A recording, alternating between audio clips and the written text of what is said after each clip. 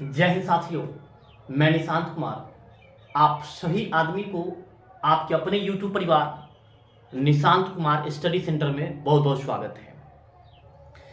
कैसे सभी आदमी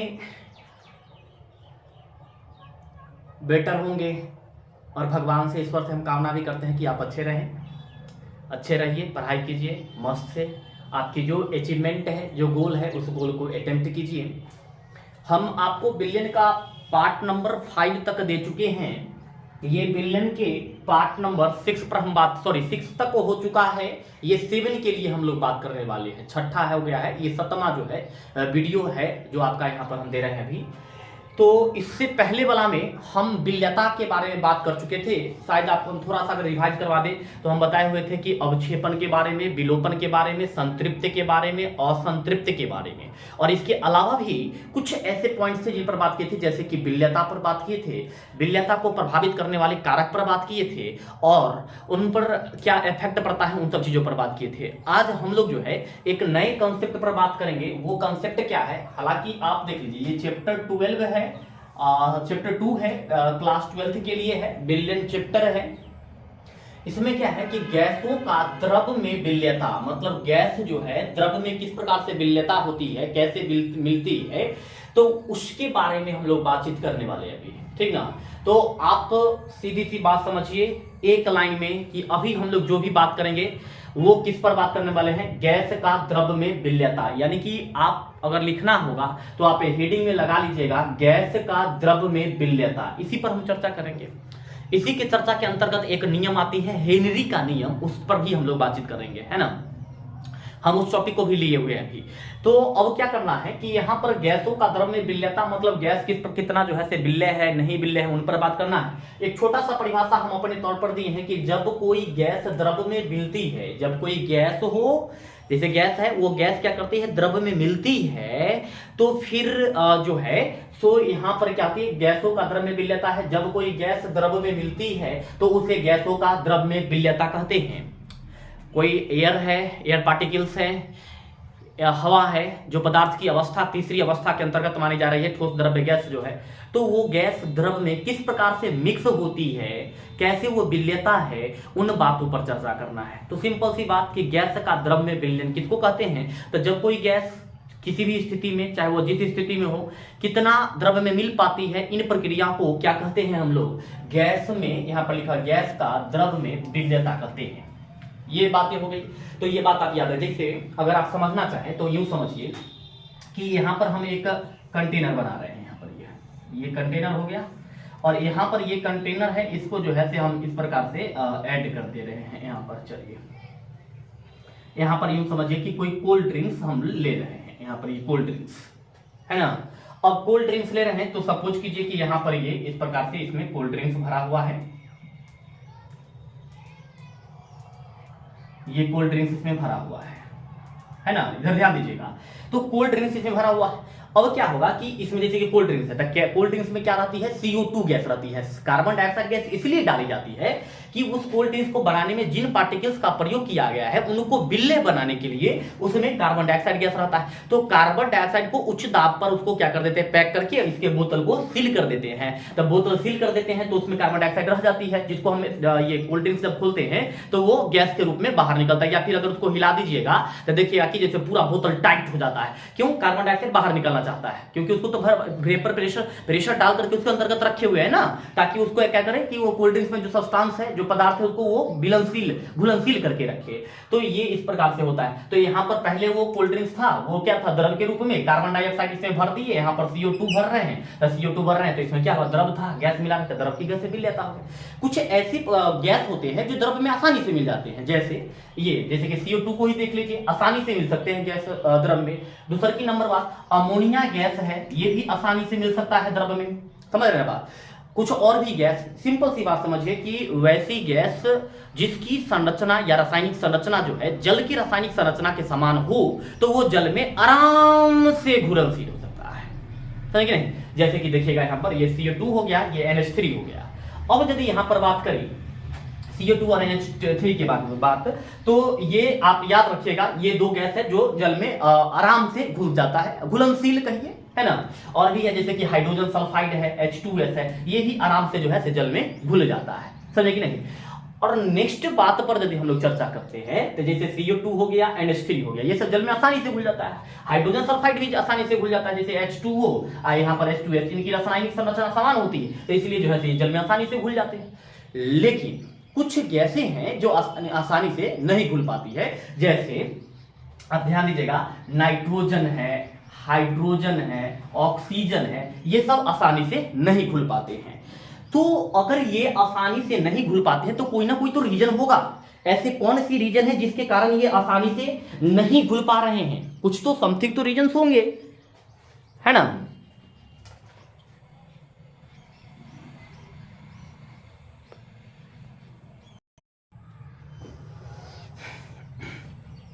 देखिए बाबू, कुछ टेक्निकल प्रॉब्लम की वजह से वीडियो बीच में कट हो गया है, इसको हम ज्वाइन कर देंगे।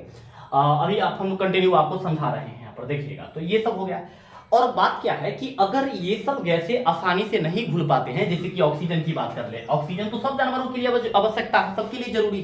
तो अगर ऑक्सीजन सही से नहीं मिल पाए तो फिर क्या होता है कि ऐसी स्थिति में जो जल में जीव रहते हैं वो जीव किस प्रकार से जो है मान करके चले कि ये ऑक्सीजन है, ये ऑक्सीजन क्या किस में रह रहा है? पानी में रह रहा है। तो पानी में रह रहा है, सॉरी, जीव पानी में रह रहा है, तो उनको ऑक्सीजन की आवश्यकता है। तो उनको ऑक्सीजन की आवश्यकता है, तो उस सांस लेने में उनको ऑक्सीजन चाहिए। ऑक्सीजन पानी में घुल ही नहीं रहा है, तो फिर कैसे सांस लेंगे? तो आपको थोड़ा सा बता दें कि ये जितनी मात्रा में ऑक्सीजन यहाँ पर अवेलेबल है, यहाँ पर ऑक्सीजन जितनी मात्रा में अवेलेबल है उतना ही मात्रा जो जल में जीव रहते हैं उनके लिए क्या है? काफी है, पर्याप्त है। उससे अधिक इनको चाहिए ही नहीं, तो फिर ज्यादा घुलाने से भी क्या फायदा, क्यों उस पर ज्यादा सोचा जाए भाई, है ना। तो जितनी मात्रा में ऑक्सीजन घुलनशील है उतना जलीय जीवन के लिए क्या है? काफी है, पर्याप्त है, हमें नेक्स्ट के लिए आवश्यकता नहीं पड़ती है। अब जो है इन बातों को तो आपको हम बता ही हुए हैं। इसके बाद जो है कि कोई भी गैस द्रव में कितना विलय है, कैसे विलयता हो सकती है, ये मुख्यतः दो बातों पर निर्भर करती है। पहला नंबर विलय और विलायक की प्रकृति पर, रासायनिक गुण पर, और दूसरी नंबर बात है कि सिस्टम के ताप और दाब पर। जैसे देखिए यहां पर लिखा हुआ है कि किसी द्रव से, यहां पर देखिए लिखा है, किसी द्रव में गैसों की जो विलयता है मुख्यतः दो बातों पर निर्भर करती है, दो बातों पर निर्भर करती है। और वह दो बात है क्या? तो देखिए पहला है गैस एवं द्रव की प्रकृति पर, जैसे यहां पर ये गैस हो गया एवं द्रव की प्रकृति हो गया। और दूसरी नंबर बात है सिस्टम के ताप और दाब पर। तो यहां पर आप गैस की प्रकृति, मतलब गैस कितना रिएक्टिव है, गैस कैसे उसमें घुलनशील है, कम घुलनशील है, अधिक घुलनशील है, गैस का रासायनिक संरचना जल द्रव की रासायनिक संरचना की जैसी है या नहीं है, ये सब बात करता है किस पर? गैस एवं द्रव की प्रकृति पर। कि अगर इन दोनों में कोई मैचिंग होगा, ये दोनों आपस में अभिक्रिया कर सकते हैं, नहीं कर सकते हैं, ये जब आपस में अभिक्रिया करेंगे तो अवक्षेपण होगा, विलोपन होगा, संयोजित होगा, क्या होगा, नहीं होगा, ये फर्स्ट नंबर बात है। मतलब कि किसी द्रव में कोई भी गैस कितनी विलयता है वो दो बातों पर निर्भर कर रही है। पहला गैस एवं द्रव के प्रकृति पर, और दूसरा है सिस्टम के ताप और दाब पर। सिस्टम के ताप और दाब कहने का मतलब कि यहां पर एक तरह से यूं चलिए कि सिस्टम मान लीजिए, ठीक है, ये सिस्टम है, इसमें क्या है? कोल्ड ड्रिंक्स डाला हुआ था और CO2 डाला हुआ है। तो इसका टेम्परेचर क्या है, तापमान क्या है, इस पर कितना दाब डाला जा रहा है, इन बात पर भी निर्भर करता है कि वो कितनी विलयता है। इसीलिए लिखा गया सिस्टम। सिस्टम का मतलब ये बोतल हो गया, ये बोतल हो गया जिसमें कोई भी चीज की अभिक्रिया करवाते हैं या मिलाते हैं, उसको सिस्टम कहते हैं, ठीक है। तो सिस्टम हो गया। तो सिस्टम के क्या हो गया, देखिए यहां पर सिस्टम के ताप और दाब पर, मतलब कितना टेम्परेचर है और कितना प्रेशर है, इन पर गैस की विलयता निर्भर करती है। तो आप ये बात नोट करने के बाद ये भी हेडिंग में लगा लीजिएगा कि किसी द्रव में गैस की विलयता मुख्यतः दो बातों पर निर्भर करती है। पहला बात है गैस एवं द्रव की प्रकृति पर, सबसे पहली नंबर बात है। सेकेंड नंबर बात है सिस्टम के ताप और दाब पर। ये दो ऐसे फैक्टर हैं जिन पर द्रव में गैस की विलयता निर्भर करती है। अब अगर आप ये बेहतरीन तरीके से समझ में आ रहा होगा तो आप हेनरी का नियम समझ जाएंगे, है ना। हेनरी का नियम क्या है वो बात समझ में आएगा, समझे नहीं। लेकिन आपको हम फिर से बता देते हैं, देख लीजिएगा यहां पर कि किसी भी द्रव में गैस की विलयता दो बातों पर निर्भर कर रही है। पहली बातें क्या है? गैस एवं द्रव की प्रकृति पर हो गया, और दूसरी क्या है? सिस्टम के ताप और दाब पर हो गया। जैसे अब देखिए इस इतना कंसेप्ट होने के बाद आपको फिर हेडिंग में लगाना होगा हेनरी के नियम। यहां पर ये हेनरी के नियम मेन मुद्दा अब यहां पर ये राइज हो रहा है कि हेनरी के नियम की बात तो कर रहे हैं, तो हेनरी के नियम बीच में आया का है भाई, क्या आवश्यकता थी इनको आने की? तो आपको बता दें, एक वैज्ञानिक है जिनका नाम है विलियम हेनरी। विलियम हेनरी नाम है। हम क्या करते हैं कि इसको थोड़ा सा ऊपर से मिटा देते हैं ताकि हमको समझाने में इजी हो जाए, है ना, समझाने में इजी हो जाए, इसके लिए थोड़ा सा हम ऊपर इरेज कर देते हैं। हेनरी के नियम नीचे लिखा हुआ है तो वो लिखा हुआ रहेगा, उसमें कोई चेंजिंग हम नहीं करेंगे अभी। सारे सिकवे गिले बुला के कहो, जो भी कहना है मुस्कुरा के कहो। चलिए देखिए, अब समझिए हेनरी का नियम क्या है बाबू। देखिए एकदम इंपॉर्टेंट है, कई सारे कॉम्पिटिटिव लेवल में भी क्वेश्चन ये सब पूछे जाते हैं, हेनरी के नियम पूछे जाते हैं, कंपटीशन लेवल के भी है, आगे आप जो भी पढ़ाई करने के लिए जाएंगे सब्जेक्ट मैटर के लिए भी है, और आपके आईआईटी नीट लेवल के भी बातें यहाँ पर है, ठीक ना। तो यहाँ पर हेनरी के नियम के अनुसार, तो हेनरी के नियम के अनुसार जो है, तो देखिए यहाँ पर क्या होगा, हेनरी के नियम का कहना क्या था, यहाँ पर हम स्टेटमेंट लिखे हुए हैं। देखिए 1802 में एक वैज्ञानिक आए थे जिनका नाम था विलियम हेनरी। विलियम हेनरी इनका नाम था। और हेनरी, इन्होंने क्या किया कि कई सारे एक्सपेरिमेंट किए, और एक्सपेरिमेंट करके इन्होंने क्या किया था, एक नियम दिया था 1802 में। किस प्रकार के नियम थे? तो इन्होंने द्रव में गैस का क्या करवा रहे थे, एक्सपेरिमेंट करवा रहे थे। द्रव में गैस कैसे विलय है, कहां पर इस पर ये ताप का जरूरी पड़ रहा है, कहां पर दाब की आवश्यकता पड़ रहा है, कहां पर विलय की रासायनिक गुण या भौतिक गुण डिपेंड कर रहा है। तो इन सब चीजों पर एक्सपेरिमेंट करने के बाद जो है से विलियम हेनरी ने 1802 में गैस की विलयता, गैस के विलयता, गैस के विलयता किसमें विलयता होना चाहिए, तो यह बात आपको पता होना चाहिए, द्रव में। और गैस की विलयता, और दूसरी नंबर बात हो गया था कि इन्होंने दाब के बीच, ये प्रेशर के बीच में क्या किए थे, एक संबंध स्थापित किए थे। और वो जो संबंध था, उसी संबंध को हम लोग क्या कहे थे, हेनरी का नियम बोले थे। उसी संबंध को हेनरी का नियम कहा जाता है, हेनरी का नियम कहते हैं, है ना, हेनरी का नियम कहते हैं। देखिए बाबू, 1802 में विलियम हेनरी, ये एक वैज्ञानिक थे जिन्होंने 1802 में गैस के विलयता और दाब के बीच में एक संबंध स्थापित किए, और संबंध स्थापित करने के बाद उन्होंने बताया कि इसी नियम को क्या कहा जाता है, हेनरी का नियम कहा जाता है। हमसे फिर से एक बार रिपीट करते हैं कि 1802 में एक वैज्ञानिक थे जिनका नाम था विलियम हेनरी। इन्होंने कई सारे एक्सपेरिमेंट किए, कई सारे प्रयोग किए। प्रयोग करने के बाद जो है से इन्होंने बताया कि ये विलयन जो होते हैं उनमें गैस की विलयता और ये दाब, इन दोनों के बीच में एक संबंध स्थापित कर दिए, जिन संबंध को हेनरी का नियम कहा जाता है, हेनरी का नियम कहा जाता है। समझ में आ रहा होगा बात? तो ये हेनरी का नियम हो गया। अब हेनरी के नियम है क्या, कुछ तो होगा ना। तो अगर आपको इसको डिफिनेशन के रूप में अगर लिखना होगा पहले, तो आप इस प्रकार से लिख सकते हैं, हम आपको नोट करवा देते हैं इसको। देखिए कि इसमें आपको लिखना होगा कि 1802 में, ऐसे लिखिएगा, 1802 में Henry, William Henry, William Henry ने अपने प्रयोग के आधार पर, अपने प्रयोग के आधार पर, अपने प्रयोग के आधार पर गैस की विलयता, गैस की विलयता एवं दाब के बीच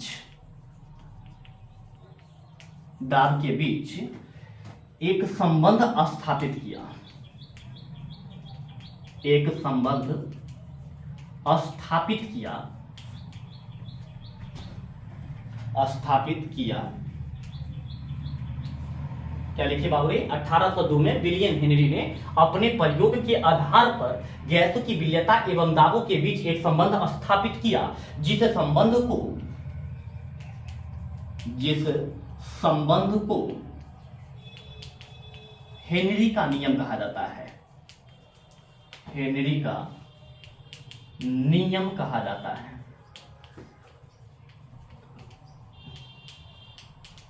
हेनरी का नियम कहा जाता है। चलिए देखिए, हम पहले भी बताए थे कि तब आए थे, ये 1802 में आए थे। वैज्ञानिक का नाम क्या है, तो विलियम हेनरी है। इन्होंने गैस की विलेयता और द्रव में गैस की विलेयता एवं दाब के बीच में एक संबंध स्थापित किया, जिस संबंध को हम लोग हेनरी का नियम कहते हैं, है ना। याद रखिएगा इस बात को।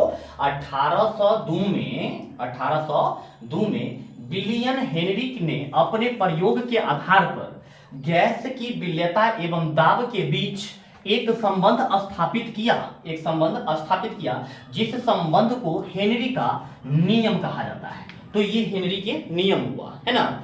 तो ये नियम है क्या, तो देखिए इस नियम को यहां पर लिखा गया है कि हेनरी के नियम के अनुसार, देखिए यहां पर लिखा हुआ है हेनरी के नियम और यहां पर लिखा हुआ है हेनरी के नियम के अनुसार। तो पहले तो आप बात समझ लीजिए कि कोई द्रव है, उस द्रव में गैस की विलेयता उस सिस्टम में जो दाब दी जाती है उस दाब के सीधा अनुपाती होता है। यही स्टेटमेंट है। देखिए यहां पर कि हेनरी के नियम के अनुसार किसी द्रव में, कोई द्रव है, उस द्रव में गैस की विलेयता सीधा दाब के अनुपाती होता है।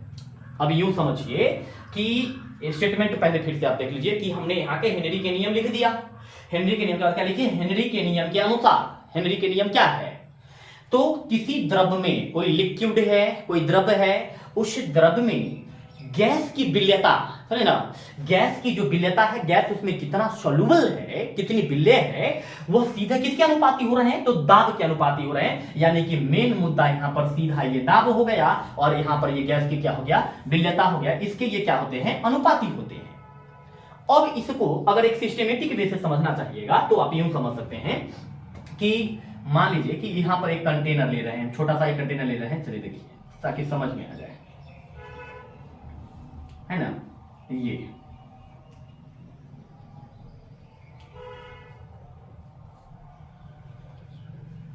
ये हो गया।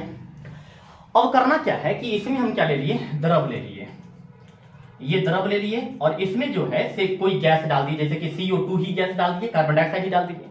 तो ये कार्बन डाइऑक्साइड गैस इसमें कितना विलेय होगी, ये इन बातों पर निर्भर करती है कि ये जो कंटेनर है ना बाबूरे, ये जो कंटेनर है, इस कंटेनर में कितना दाब दिया हुआ है, कितना प्रेशर दिया हुआ है, इन प्रेशर पर निर्भर करता है। प्रेशर के सीधा अनुपाती होगा, यानी कि जितना ज्यादा दाब होगा CO2 उतना ज्यादा विलेय होगा, जितना कम दाब होगा CO2 उतना कम विलेय होगा। और यही क्या हो जाता है, हेनरी का नियम कहते हैं। किसी भी सिस्टम में कोई द्रव है, उसमें गैस डाल दिए, गैस डालने पर उसमें कितना दाब डाल रहे हैं, उन दाबों पर यह बात निर्भर करती है। दाब अगर कम होगा तो गैस की विलेयता कम होगा, दाब अगर ज्यादा होगा तो गैस की विलेयता भी क्या होगा, गैस की दाब ज्यादा होगा तो गैस की विलेयता ज्यादा होगा, गैस ये दाब कम होगा तो गैस की विलेयता भी क्या होने वाला है, कम होने वाला है। माइंड में सेट कर लीजिए, हेनरी का नियम है ये, समझ रहे बात, हेनरी का ये नियम है। तो ये बात आपको समझ में आनी चाहिए, है ना।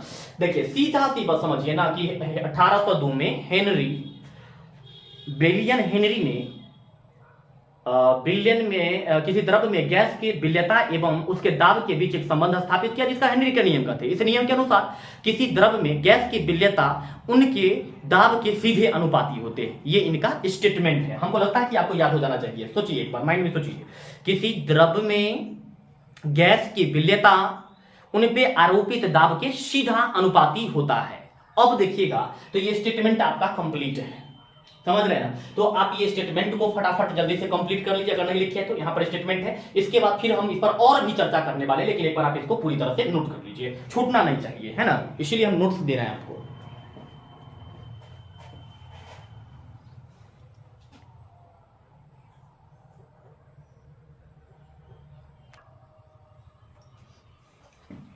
देखिए बाबू, अब करना क्या है यहां पर कि जो आप गैस के हेनरी के नियम के जो स्टेटमेंट आप जो नोट किए थे, ये स्टेटमेंट जो है, स्टेटमेंट क्या था, स्टेटमेंट था कि किसी द्रव में गैस की बिल्यता बिल्यता बिल्यता बिल्यता मेन बिल्यता है, बिल्यता दाब के सीधा अनुपाती होता है। तो अगर माने कि चलिए कि हम उस गैस की बिल्यता को एस से रिप्रेजेंट कर रहे हैं, गैस की बिल्यता को एस से रिप्रेजेंट कर रहे हैं, एस से रिप्रेजेंट कर दिए, और जो उन पर दाब लग रहा है उस दाब को हम पी से रिप्रेजेंट कर दिए, तो हेनरी के नियम के अनुसार जो है अगर चलते हैं तो क्या होगा देखिएगा।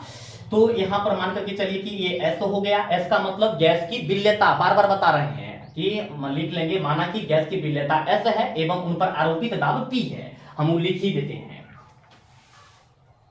देखिए यहां पर लिख देते हैं क्या, माना कि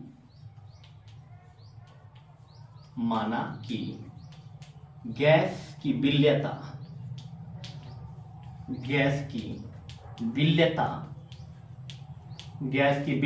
द्रव में माना कि गैस की बिल्यता द्रव में एस है एवं दाब पी है। उसके बाद लिखेंगे क्या, हेनरी के नियम के अनुसार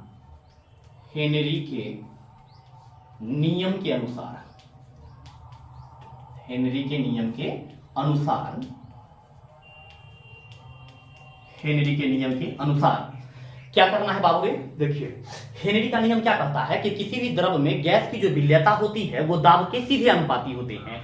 तो हमने द्रव बिल्यता क्या लिए हैं, यहां पर एस लिए हैं, तो ये बिल्यता हो गया और ये सीधे अनुपाती किसके हो जाता है, दाब का अनुपाती हो जाता है। तो ये हेनरी के नियम के कंसेप्ट हो गया कि हेनरी के नियम क्या कहता है कि द्रव में जो गैस की बिल्यता होगा वो दाब के सीधा अनुपाती होगा। तो मैंने ये कर दिया। अब इस अनुपाती को हटाने के लिए, इस चिन्ह को सीधा अनुपाती को हटाने के लिए यहाँ पर एक नियतांक का मान लगाना होगा। तो मान के चलिए कि S इज इक्वल टू में हम यहाँ पर लिख देते हैं K जो नियतांक है, यहाँ पर H लगा दिए और यहाँ पर इनटू में P हो गया। इसका मतलब क्या हुआ कि यहाँ पर ये P जो है ये तो दाब हो गया और ये S क्या हो गया, गैस की बिल्यता हो गया, और यहाँ पर ये KH जो हो गया, ये KH क्या है, हेनरी नियतांक है।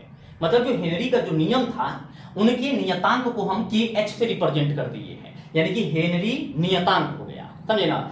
तो अगर आप देखिएगा तो यहाँ पर ये P इधर गुना में है, इधर आएगा तो भाग में होगा, यानी कि यहाँ पर हेनरी नियतांक बराबर में क्या होगा, गैस की बिल्यता बटा में क्या होगा, दाब होगा, समझे ना। तो ये एक फॉर्मूला हो गया आपके पास, या फिर आप यहाँ पर ऐसे भी यही फॉर्मूला को इस प्रकार से लिख सकते हैं कि S बराबर में यहाँ पर हेनरी का नियतांक गुणे में P, ये भी एक आपका सूत्र हो गया जो कौन दिया है, हेनरी दिया है। और इसी सूत्र को जो है यहाँ पर जो ये सूत्र है लिखेंगे क्या,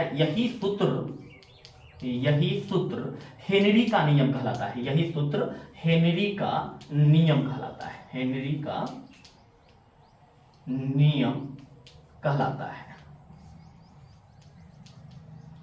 कहलाता है, ये हेनरी का नियम हो गया, है ना। तो ये हो गया। अब इसको आप याद रखे रहिएगा, आगे जो न्यूमेरिकल्स बनेंगी उस न्यूमेरिकल्स में इसका काम आने वाला है, समझे कि नहीं। तो इसको जो है आप नोट कर लीजिएगा कि उसके ठीक नीचे जहां तक आप नोट किए हुए हेनरी के नियम, कि माना कि गैस की बिल्यता द्रव में S है एवं दाब क्या है, P है। हेनरी के नियम के अनुसार बिल्यता दाब के अनुपाती होता है, सीधा अनुपाती। तो S हो गया यहाँ पर, ये हो गया आपका क्या, अनुपाती P। आई अनुपाती को हटाने के लिए KH लगा दिए, मतलब कि हेनरी स्थिरांक हो गया, गुणे में P हो गया, यानी KH बराबर में S बटा में P हो गया। ये फॉर्मूला हो गया और यही सूत्र को क्या कहते हैं, हेनरी का नियम कहते हैं। तो अगर हेनरी ने इन्होंने बताया कि इस प्रकार से इनकी सॉल्युबिलिटी है, ये सारी इनकी प्रॉपर्टीज है, तो इनके कई सारे और भी मेथड्स हैं, कई सारे और तभी इसकी चीजें हैं, जैसे कि हेनरी का नियम का उपयोग क्या है, समझे ना। तो हम हेनरी के नियम के उपयोग के बारे में आपको बताएंगे। तो उससे पहले आप इसको नोट कर लीजिए, आपको कोई दिक्कत नहीं होना चाहिए, पहले आप इसको नोट कर लीजिए, फिर हेनरी के नियम का उपयोग और उसकी परिसीमाएं पर बात करेंगे, यानी कि यूजेस और डिमेरिट्स पर बात करेंगे। एक बार आप पहले नोट कर लीजिए इसको।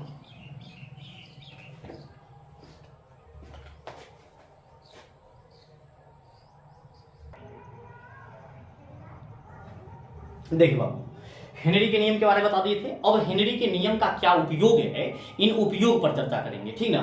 तो देखिए सबसे पहला बात क्या कर रहा है कि द्रव में गैस को बिल्यता को बढ़ाने में, मतलब कि जितना ज्यादा दाब आरोपित कर देंगे गैस की बिल्यता उतना अधिक बढ़ जाएगी। तो इसीलिए हेनरी का नियम का प्रयोग किसमें होता है, गैसों की बिल्यता को बढ़ाने में होता है। जैसे कई सारा एग्जांपल उस समय से दे रहे हैं हम, कि यहाँ पर कोई कंटेनर ले रहे हैं, इस कंटेनर में क्या रख दिए, जल रख दिए, और इसमें कोई गैस को मिला करके इसको यहाँ पर इस प्रकार से जैसे इसको बंद कर दीजिए, सील कर दीजिए। यहाँ पर जितना ज्यादा दाब आरोपित कर दीजिएगा इसमें उतना ज्यादा क्या होगा, बिल्ले होगा। इसीलिए सॉफ्ट ड्रिंक्स में कार्बन डाइऑक्साइड को डाल करके प्रेशर से डाल देता है, दाब डाल करके और उसको बंद कर देता है, समझे कि नहीं, ताकि वो उसमें बिल्ले हो जाए।